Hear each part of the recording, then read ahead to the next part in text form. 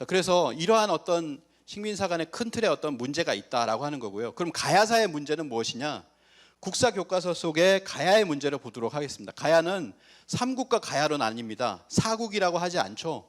그래서 사국의 연대를 보면요, 신라는 이렇게 되죠. 서기전 57년에서, 그리고 고구려는 서기전 37년에서 668년, 백제는 서기전 18년에서 660년, 가야는 AD 42년부터 562년입니다. 그러면 명실상부한 삼국시대는 불과 98년간에 불과합니다. 불과하고 나머지 500년은 공유되는 거예요. 같은 시기에 있었죠. 그런데 항상 우리 교과서는 삼국과 가야에서 가야를 떨굽니다. 사국이 아니라 삼국과 구분하여 가야를 정리하고 있다. 여기에 무슨 의도가 있느냐라고 하는 것이죠. 사국시대라고 해도 되고, 저 부여까지 하면은 오국시대가 되고, 거기다 열국시대라고도 할 수가 있는데 라고 하는 것이죠. 그래서 가야의 위상을 격화시키고 있다라고 하는 겁니다. 가야를 따로 떼가지고, 따로 뗀다는 거는 이게 우리가 아까 말씀드렸던 임나로 대치시킬 수 있다라고 하는 그 여지를 준 거예요. 일단 그걸 준 거고요. 가야의 위상을 격화시키는 거 하나가 뭐냐면, 가야는 연맹이었다라고 하는 겁니다. 모든 역사 교과서는 가야사를 국가로 발전하지 못한 채 고립되고 위축되고 쇠퇴한 쇠망사로서 서술하고 있습니다. 볼까요? 고등학교 한국사 동아출판을 보면 가야는 여러 소국이 독자적 세력을 유지하여 중앙집권 국가로 발전하지 못하였고 결국 신라에 멸망했다, 이렇게 나오고 있습니다. 그리고 여기 보면은 이 가야 연맹은 본질, 제가 이제 교과서 하나 보여드린 거는 시간이 없기 때문에 그 조사한 걸 다 빼버린 거예요. 그렇게 좀 이해를 해주셨으면 좋겠습니다. 그래서 가야 연맹은 본질적으로 틀린 말이다. 삼국 유사의 가락국기를 보면 김수로 왕이 5명의 오가야의 군주를 임명합니다. 한 사람이 임명하잖아요. 그럼 어떻게 됩니까? 여기에는 서열이 존재하는 거잖아요. 이것만 보더라도 가야는 연맹국의 형태가 아니다라고 하는 거죠. 그래서 좀 뒤로 올라갔네요. 그것은 뭐냐면 신라를 보다 알 수 있습니다. 신라가 어떻게 되냐면, 박혁거세가 육부촌장의 추대로 지난해 왕이 되었다고 하여서 신라를 신라 연맹국이라고 하지 않잖아요. 비슷한 구조로, 비슷한 이야기 구조로 되어 있거든요. 그런데 아니, 박혁거세가 육부촌장이 여기 있잖아요. 육부에서 추대로 해가지고 왕이 됐어요. 그거랑 뭐가 다르냐 이거죠. 그런데 왜 이렇게 가야만 쪼개놓느냐라고 하는 겁니다. 윤내영 교수는 뭐라고 하냐면, 연맹체라는 용어는 6가야가 모두 동등한 지위에 있었을 때 사용할 수 있는 것이다. 그러므로 가야에는 적합치 않다. 왜냐하면 이들과 수로왕 사이에는 지위의 차등이 있었음을 기록을 통해서 알 수가 있잖아요. 그 맏형으로서, 그들의 큰형으로서, 종주로서 대가야의 왕실이 5가야 주실의 종가이기도 했던 것이다 라고 하는 것을 이야기를 하고 있고, 우리도 그 이야기는 알고 있습니다. 그러면 이게 그냥 똑같은 동맹은 아니라고 하는 거죠. 근데 자꾸 왜 그렇게 이야기하는 것이냐. 가야 건국을 또 부정을 하고 있어요. 교과서에 보면 김수로 왕이 서기 442년에 가야를 건국했다는 기록이 삼국유사 가락국기와 삼국사기 김유신 열전에 나오고 있습니다. 둘 다 나온다는 거죠. 삼국유사 삼국사기에 이렇게 삼국사기 열전에도 나오고 있고요. 그래서 AD 42년에 가야가 건국했다라고 하는 것이 삼국유사 삼국사기에 동시에 나오지만 이걸 인정하지 않고 김수로 왕의 건국을 신화화하고 있다는 겁니다. 그래서 대부분의 교과서는 가야 건국을 연표에 기록하지 않고 있습니다. 이것도 아마 모르셨을 거예요. 신라, 백제, 고구려는 건국 연도를 기록합니다. 그런데 조사를 해보니까 고구려, 백제, 신라는 건국 연도가 연표에 기록되어 있으나 가야는 기록이 없다. 동아출판만 있는 것이 아니고요. 한국사 비상 2020년도 거, 최근 거를 다 조사해 본 거예요. 교과서를 다 사가지고. 그거 보면 신라, 고구려, 백제는 있는데 없죠. 가야 건국이 없어요. 그리고 고등학교 한국사 시마스 보면은 가야 건국이 없습니다. 안 보이시겠지만 고구려, 백제, 신라만 건국이 있습니다. 가야 건국을 인정 안 하는 거죠. 대부분이 그렇다는 겁니다. 거의 90%. 서기 48년에 그러면은 김수로 왕이 6년 뒤죠. 건국을 하고 나서 6년 뒤에 48년에 김수로 왕과 허황옥이 결혼을 합니다. 결혼을 하잖아요. 고대 혼례 기록 중 가장 상세한 기록입니다. 여기 보면 우리나라 고대 혼례 기록 중 가장 상세한 기록으로 동원된 인원, 교통수단, 그리고 혼인과 관련된 거처, 임시 거처, 그리고 수로왕이 허황옥을 맞아들인 유궁, 허황옥 후행으로 온 일행들이 어디에 묵었는가, 그리고 일행의 이름은 무엇인가, 노예의 수까지도 언급되고 있음에도 불구하고 이것도 허구다, 이렇게 이야기를 하는 겁니다. 이제 그 허황우가 이렇게 얘기를 하죠. 저는 아유타국의 공주입니다. 성은 허씨라고 하고 이름은 황옥이라고 하고 나이는 16살입니다. 본국에 있을 때 이렇게 해서 오게 되었다라고 하는 것을 얘기를 하는 거죠. 아유타국은 인도에 있는 나라로 이렇게 알려져 있죠. 여기 보면 인도의 아요디아라고 합니다. 그래서 여기에 보면 인도하고 우리가 교류를 할 때 보면 허황옥의 어떤 탄생지처럼 이렇게 해놨습니다. 근데 이제 김수로왕의 왕릉의 앞에 보면 쌍어문이 있어요. 인도에도 보면 쌍어문을 굉장히 신성시하고 있습니다. 그리고 파사석탑이 있죠. 삼국유사에는 48년에 허황옥이 무서운 파도를 잠재우면서 이 가야까지 오기 위해서 배에다가 실은 것이 파사석탑이다. 파사석을 배에 싣고 김해로 왔다고 이렇게 전하고 있습니다. 이게 파사석탑인데요. 이런 일이 있었습니다. 파사석탑은 한 번도 김해를 떠난 적이 없었어요. 근데 2019년에 파사석탑을 전시를 합시다. 국립중앙박물관에서 전시를 합시다라고 해서 파사석탑의 국립중앙박물관장이 참배를 하고 이렇게 참배를 하고 고유제를 지내고 그리고 파사석탑을 옮깁니다. 처음으로 떠난 거죠. 김해를 떠나서 어디로 가냐면은 국립중앙박물관의 딱 중앙에 이렇게 전시를 하거든요. 그게 2019년에 가야 본성이라고 하는 특별 전시였습니다. 특별 전시였죠. 그래서 모든 가야의 그 유물들을 다 모았어요. 이때 와봤으면 굉장히 좋았는데 저는 한 3번 정도 여기를 가봤습니다. 근데 여기서 무슨 일이 있었냐면 이게 처음에 열고 나서 학계가 들고 일어났습니다. 역사 학계가 보도자료를 뿌리듯이 이렇게 기사를 쏟아냅니다. 삼국유사 가락국기에 김수로왕과 허황옥의 가야 건국 이야기가 신화이고 허구이고 상상인데 박물관이 실존 역사처럼 전시해 놓았다며 신랄한 비판, 자극적인 언사로 비판을 합니다. 이것이 어디에 실리냐면 이렇게 많은 곳에 실리죠. 박물관 전시에 대해서 유례없는 언론 공세가 들어왔다라고 하는 겁니다. 이런 것이 이렇게 들어왔는데요. 그리고 나서 뭐가 생겼냐면 이게 파사석탑을 딱 들어가면 처음에 파사석탑이 딱 있습니다. 굉장히 멋있게 해놨어요. 근데 거기에다가 이제 이런 항의를 받고 나서 아래에다가 이 바닥에다가 뭘 썼어요. 뭐라고 썼냐라고 보니까 뭐라고 썼냐면 신화에서 역사로 이렇게 써놨습니다. 이게 뭘 뜻하는지 아시겠어요? 자, 파사석탑을 세워놨던 전시 공간, 이 김수로왕하고 또 허황옥의 결혼 뭐 이런 거 써 있는 그 공간이 있는데 여기까지는 신하고 여기를 지나서 다른 공간으로 넘어가시면 이제부터가 역사입니다라고 이걸 적은 거예요. 이걸 적어서 그렇게 항의를 받으니까 박물관에서 이거를 갖다가 바닥에다가 적어 놓은 겁니다. 그러니까 뭐냐면 우리 역사학계의 인식을 아시겠죠? 가야는 김수로왕도 허구고 허황옥도 허구다라고 하는 인식을 가지고 있다는 걸 여실하게 보여줬던 것이 모든 그런 어떤 것이 이제 드러났다라고 볼 수가 있겠죠. 신화에서 역사로 파사석탑 전시 공간까지는 신화의 공간이고 다음 유물 전시로 들어가는 문을 지나면 역사의 공간이다라고 해서 김수로왕의 건국 이야기 모두 상상이고 허구다라고 하는 겁니다. 근데 과연 허구인가? 이걸 갖다가 한번 답변을 한번 해보도록 하겠습니다. 반박을. 허황우 묘가 있습니다. 수로왕비릉이라고 하는데요. 가까이 가서 보시면 뭐라고 써 있냐면요. 이렇게 써 있습니다. 보주태후 허시릉이라고 돼 있죠. 가락국 수로왕비 이렇게 써 있습니다. 보주라고 하는 것이 나와요. 그리고 김해김씨 세보가 있는데 저도 이제 제가 김해김씨가 아니지만 그 김해김씨 족보를 하나 샀습니다. 이렇게 김해김씨 족보를 샀거든요.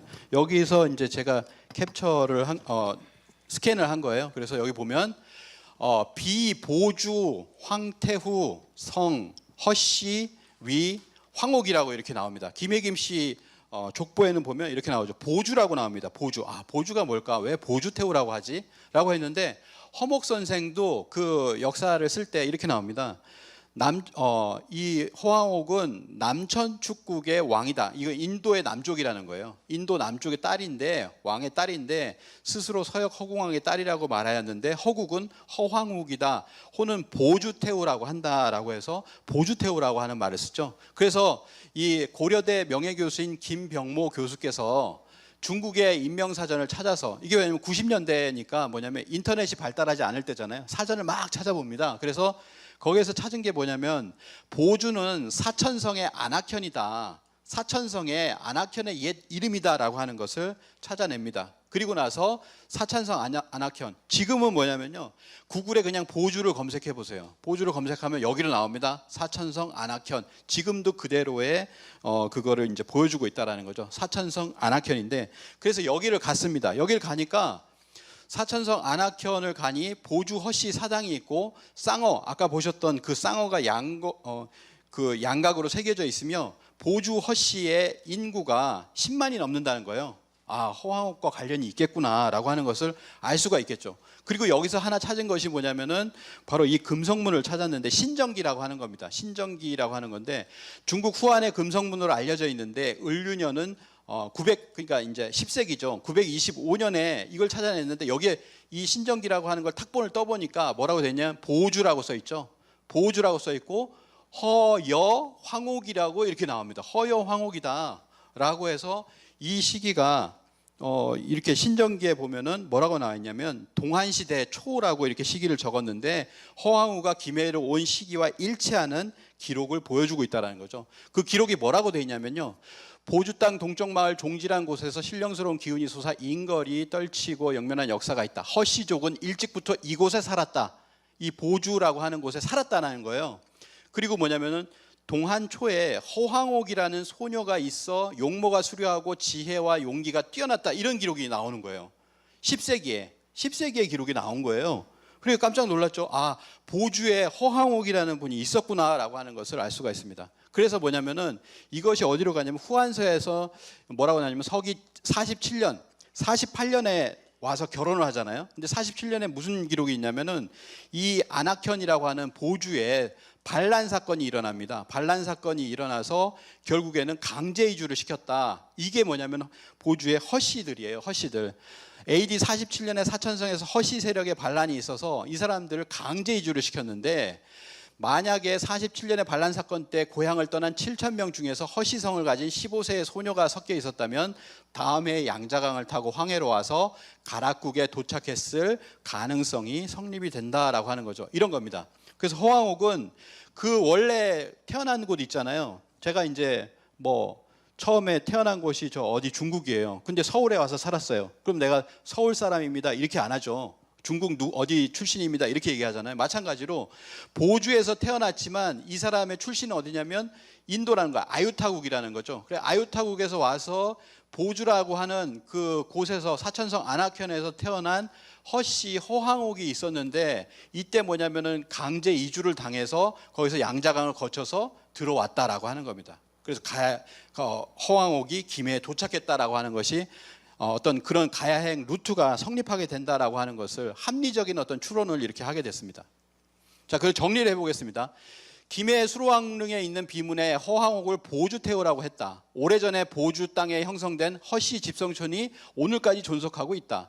보주 땅에 암벽에서 후한 초의 허씨의 딸 황옥이 용모가 아름답고 지혜가 남들보다 나았다라고 하는 글귀가 발견됐다. 10세기죠. 그리고 중국 후한의 역사를 기록한 후한서에는 서기 1세기에 보주 땅의 소수민족들이 살았고 이 사람들이 반란을 일으켜서 강제 이주가 되었다는 그 기록이 남아있다라고 하는 거죠. 이런 기록을 봤을 때 허황옥은 분명히 존재했다라고 하는 것을 알 수가 있습니다.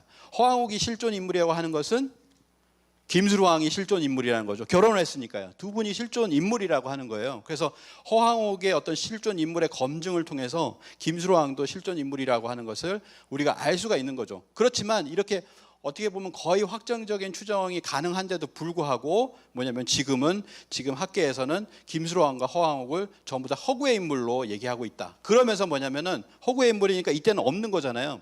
3세기부터 가야가 시작된다라고 하는 얘기를 교과서에서 하고 있습니다. 3세기에 금관가야가 등장한다라고 하는 거죠. 그래서 이거는 뭐냐면 아까 말씀드린 것처럼 바로 스다 소키치 신라 이 얘기했잖아요. 신라 봉기 상대의 초기 기록에 외국 관계, 가야하고 왔다 갔다 하면서 전투하고 이런 기록 모두 사실이 아니다. 가야는 없다라고 하는 얘기를 한 거예요. 그러니까 어떻게 됩니까? 우리 한국 고대사학회의 새 동향이라고 써 있죠.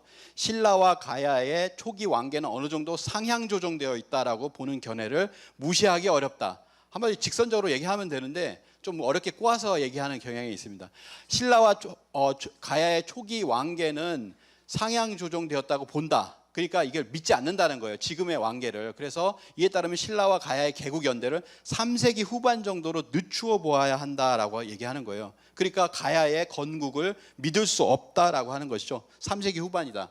이게 뭐냐면 삼국사기 아까 말씀드린 대로 초기 기록 불신론이라고 했는데 여기에 고구려 백제 신라가 있고 가야의 초기 역사도 불신한다라고 하는 겁니다. 그래서 교과서에 보면 고등학교 한국사에 보면 리베르 스쿨 3세기경에 김해가야가 중심이 되어 연맹 왕국으로 발전하였다. 이를 전기가야 연맹이라 한다. 3세기에 시작하죠. 그리고 가야의 여러 나라는 3, 4세기에 금관가야를, 5, 6세기에는 대가야를 중심으로 가야 연맹체를 독립을 유지했다. 시마스. 자, 그리고 천재 교육을 보면 변한의 구야국에서 출발한 김해 금관가야는 3세기 중반 가야 연맹의 중심 세력이 되었다. 어찌 됐든 간에 뭐냐면은 갑자기 3세기 중반, 3세기 후반으로 뛰어버리는 거예요. 그리고 국립중앙박물관에 아까 말씀드렸던 가야 본성 전시를 가보면 앞에서는 김수로왕 얘기하는 것 같은데 거기를 신화라고 해버렸어요. 그리고 뒤에서 어떤 뒤쪽으로 가보니까 설명문에 이렇게 돼 있죠. 3, 4세기에 이르러 변하는 가야로 성장한다. 이게 뭡니까? 3, 4세기에 가야가 되었다라는 거죠. 3, 4세기에 가야가 시작됐다라고 하는 얘기를 국립중앙박물관 가야본성 특별전시에서 설명을 하고 있습니다. 이게 학계의 견해예요. 학계에는 삼국유사 삼국 가락국기에 기록된 왕은 믿지 않는다. 김수랑부터 해서 2대, 3대 믿지 않는다라는 거예요. 삼국유사 불신론이죠. 그래서 뭐냐면은 당연히 가야 왕의 연대표가 없습니다. 가야 건국 시기도 없는데 가야 왕의 연대표. 모든 국사 교과서에는 고구려 백제 신라는 왕조의 계보도가 있잖아요. 근데 가야 왕조는 계보도가 없습니다. 이런 계보가 있는데도 불구하고 삼국유사의 가락국기에 보면 이 계보도가 있잖아요. 금관가야는 수로왕, 거등왕, 마품왕, 거질미왕, 이시품왕, 좌지왕, 취희왕, 질지왕, 김지왕, 구형왕까지 해서 10명의 왕이 있다. 대가야도 있다라고 하는 것을 이야기하고 있는데 이거 뭐 넣을 수도 있는데 이걸 넣지 않았어요. 절대 우리 교과서에는 어느 곳에서도 이 계보를 볼 수가 없습니다. 그럼 국립중앙박물관은 전시를 하기 위해서 뭘 했냐면 여기서 사실 가야 본성이라고 했는데 진짜 학계의 본성이 드러납니다. 자, 보시면 금관가야의 수로왕 적었어요. 그 전시에서 적었다는 거예요. 거등왕 적고 마품왕, 거질미왕, 이시품왕. 이시품왕이 언제냐면 346년에 즉위를 합니다. 346년에 즉위를 하는데 즉위하고 나서 407년에 끝났다라고 하는 이것을 적지 않았어요. 이때부터 적지 않습니다. 그리고 나서 6대, 7대, 8대, 9대, 10대를 적지 않아요. 자, 이게 뭘 뜻하냐면 이겁니다. 자, 보시면은 아시겠지만 국립중앙박물관의 특별전시, 가야본성 특별전시에서 보면 낙랑군이 멸망했어, 대방군이 멸망했어. 그 다음에 뭐냐면 346년에 자 이시품왕까지 적었죠. 이시품왕이 가야 왕이 즉위를 했다라고까지 적었잖아요. 그다음에 즉위 이후에 뭐가 있냐면은 일본서기 내용이 들어오죠. 일본서기 내용이 들어오면서 뭐가 공격을 받는다 이 얘기 나옵니다. 369년 369라고 하죠. 369 가야 7국이 비사벌 남가라 탁국 알라 다라 탁순 가라가 백제 외의 연합 공격을 받았다. 외가 가야에 들어와서 7개 국가를 공격했다라고 하는 내용이 나오죠. 이 이후에 왕이 없어요. 그럼 뭘 뜻합니까? 이거는 이후에 가야 금관가야 끝났다는 거예요. 금관가야는 뭐냐면 외가 들어와서 그 왕조가 끝났다라고 하는 것을 갖다가 지금 이야기를 하고 있는 겁니다. 이게 지금 이런 겁니다. 그래서 보면 자 369년이라는 건 뭐냐? 이때 뭘 얘기하냐면요. 야마토 외가 들어와 가지고 신라 격파, 가야 7국 점령, 임나를 설치했다. 그래가지고 영원한 충성을 맹세했다. 이게 여기에 적혀 있어요. 근데 삼국사기에 보면 뭐가 나오냐면 고구려 고국원왕이 2만 군사로 백제를 공격합니다. 백제를 공격하자 태자 근구수가 격파하고 5천 명의 머리를 베었다. 이 엄청난 전쟁이 벌어지죠. 그리고 뭐냐면 백제가 군사를 사열했는데 모두 황색 깃발, 황제의 깃발을 사용했다라고 하는 것이 똑같은 시기에 나오는 거예요. 이거 자체가 말이 안 되는 거죠. 왜냐하면 백제 왕이 사신에게 야마토의 사신에게 영원한 충성을 맹세했다라는 것이 우리가 황색 깃발을 내세우고 황제국을 선포하고 있는데 이게 말이 되냐? 말이 안 된다는 거죠. 근데 애들 뭐냐면 일제가 들어왔으니까 뭐냐면 너희가 틀렸다. 삼국사기가 틀렸다. 삼국사기 믿을 수 없다. 뭐 이런 식으로 만들어 놓고 그 369년에 그 얘기를 집어넣는 겁니다. 자, 369년 존 카터 코벨이라고 하는 서양의 학자도 이렇게 얘기합니다. 369년은 백제는 군사적으로나 정치적으로 정점에 올라있던 때라는 사실이다. 백제 근초고왕이 평양에 쳐들어가 고구려 고국원왕을 죽였다. 일본 사회는 이 당시에 아주 미약한 집단에 지나지 않았다라고 이렇게 이야기를 하고 있습니다. 자, 이때인데요. 뭐냐면 스에마스라고 하는 사람이 해방 이후에도 임나 흥망사라고 해서 임나를 적었어요. 임나의 위치가 어디냐라고 하면서 뭐냐면은 이걸 적습니다. 아까 말씀드렸던 신공황후 49년조를 보면 369년인데 이때 뭐냐면은 가야로 와서 신라를 격파하고, 이것도 말이 안 되는데 가야 신라, 어쨌든 비자발, 남가라, 녹국, 알라, 다라, 탁순, 가라의 7국을 평정했다. 그 7국이 어디냐면 다라, 알라, 비자발, 남가라, 탁국, 탁순, 가라라고 이렇게 돼 있죠. 그러니까 어디입니까? 한반도 남부예요. 여기를 점령했다라고 하는 거예요. 자, 그런데 이 사람이 세마스라는 사람이 뭐냐면 이렇게 얘기합니다. 일본의 한반도 영유는 임나는 그 자체만 일본의 자랑이다.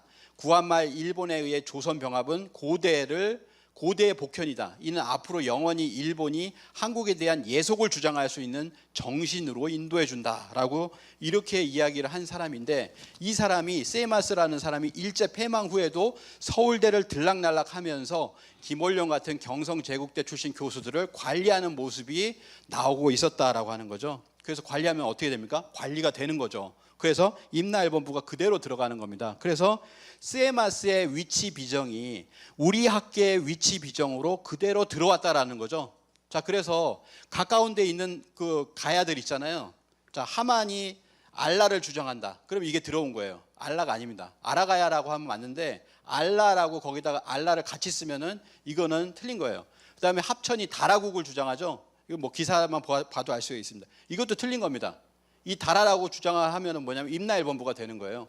창녕이 비자발을 주장한다. 이것도 이렇게 되면 임나일본부가 되는 겁니다. 그래서 고령이 가라, 대구 탁순, 경산 탁국, 그리고 김해를 남가라라고 한다. 이 남가라는 말로 하게 되면 그러면은 우리 학계가 스에마스의 위치 비정을 그렇게 따르게 돼서 칠국을 점령하고 임나를 세웠다라고 하는 일본의 말이 들어맞게 된다라고 하는 거죠. 그래서 지금 보면 이렇게 되어 있습니다. 유네스코에 이제 등재를 하잖아요. 가야의 유산을 등재를 하는데 이렇게 등재를 합니다. 우리가 등재를 한다고 하는 것이 고령, 김해, 함안, 고성, 창녕, 합천, 남원에 이 유적들을 갖다 등재를 하겠다라고 했는데, 여기에서 뭐가 문제가 되냐면은 이 일본석에 나와 있는 나라들을 가지고서 우리를 설명하게 되면 이게 임나일본부가 돼버린다라고 하는 겁니다. 합천이 다라국을 주장하면 그렇게 된다는 거고요. 그 다음에 마지막에 들어가는 남원이 김운국이라고 해서 김운대사라고 임나 사현 중에 하나인데, 그거를 집어넣게 되면은 이거는 임나일본부를 그들의 주장에 힘을 얻게 만들어주는 것이다라고 하는 겁니다. 그리고 비화가에도 이따가 말씀드릴 텐데 비사벌이라고 해야 되지 비자발이라고 하면 안 됩니다. 자, 이런 부분이 있는데요. 이런 부분을 혼용해서 우리가 쓰고 있고 서로 착각을 하고 있다라고 하는 거예요. 그렇게 되면은 임나일본부에 빌미를 주게 된다라고 하는 겁니다. 그래서 전기가야동맹, 아까 보셨죠? 3세기 중반이나 말부터 해가지고 전기가야동맹, 그리고 후기는 대가야를 중심으로 한 후기가야동맹, 이게 교과서의 핵심이에요. 나라를 나눴어요. 가야를 전기, 후기로 나눴어요. 그래서 뭐냐면은 이렇게 나옵니다. 교과서에 이렇게 나온다는 거예요. 전기는 노란색입니다. 이렇게 금강가야를 중심으로 했는데, 금강가야 아까 어떻게 됐습니까? 가다가 뭐 가야 7국 이렇게 들어오면서 망했다고 그랬잖아요. 그래서 왕들을 안 썼잖아요. 그러니까 금강가야가 약화가 되면서 후기가야, 대가야를 중심으로 한 후기가야가 들어서게 되었다. 이런 식으로 얘기해요. 그럴싸하죠. 그럴싸하잖아요. 그런데 뭐냐면은 그럴싸한데 이렇게 됩니다. 그래서 후기가야로 보면 섬진강을 중심으로 이렇게 가는 거죠. 여기는 이렇게 낙동강을 중심으로 했는데 후기가야는 섬진강을 중심으로 한다. 근데 이 후기가야가 도대체 뭐냐? 자, 김태식 교수가 이렇게 이야기를 합니다. 대가야를 중심으로 파악되는 후기가야죠. 대가야를 중심으로 파악되는 5, 6세기 후기가야 연맹을 왜에서는 무슨 이유에선가 임나라는 명칭으로 불렀다. 마치 남이 얘기하는 것처럼 그냥 들은 얘기처럼 얘기하지만 결국 하고 싶은 얘기를 하는 거예요. 후기가야 연맹은 뭐냐? 이거는 임나다라고 하는 얘기를 하는 겁니다. 후기가야 연맹. 그래서 우리가 교과서에서 전기 후기로 나눠서 후기가야 연맹 얘기한 것은 뭐냐? 후기가야 연맹의 그 맹주가 어디냐면 고령이라고 그랬잖아요. 고령의 대가야. 그 일제가 강점기에 고령에다가 임나 비석을 세웠어요. 여기 보면 이렇게 나오죠. 임나 대가야, 임나 대가야 이렇게 비석을 세웠어요. 지금은 이 비석을 없앴지만 고령에 있던 임나 비석, 조선 총독부는 고령에 임나 일본부가 있었다는 이만희 시류의 설에 따라 고령에 임나 일본부 현판을 설치했다라고 하는 겁니다. 그래서 뭐냐면은 결국에는 우리는 가야라고 얘기합니다. 우리는 임나라고 얘기하지 않아요. 그런데 그 내막에 들어가면 후기 가야는 임나다. 외에서는 일본은 이걸 임나라고 얘기한다라고 하면서 남 얘기하듯이 하지만 그게 우리 학자들이 얘기하고 싶어하는 바입니다. 결국에는 뭐냐? 전기 가야 동맹, 후기 가야 동맹이라고 얘기하지만 전기는 가야 동맹이고 후기는 임나 동맹이라는 겁니다. 이게 교과서의 현실이다. 가야사를 빙자한 임나사, 이것이 우리 국사 교과서의 가야의 어떤 기술이다라고 하는 거죠. 그래서 결국에는 뭐냐면 지금 이렇게 되어가고 있습니다. 이렇게 되어가고 있습니다. 시에마스의 위치 비정이 우리 학계의 위치 비정으로 해서 합천이 다라국 주장하잖아요. 하만이 알라 주장합니다. 창녕이 비사발, 비자발 다 혼용해서 써요. 그리고 뭐 다 그렇습니다. 대구가 탁순국 주장하고 이렇게 지금 하고 있기 때문에 지자체도 잘 몰라요. 이거를 지자체도 잘 모릅니다. 학계에서 그렇게 얘기하니까 그냥 그런가 보다라고 하는 겁니다.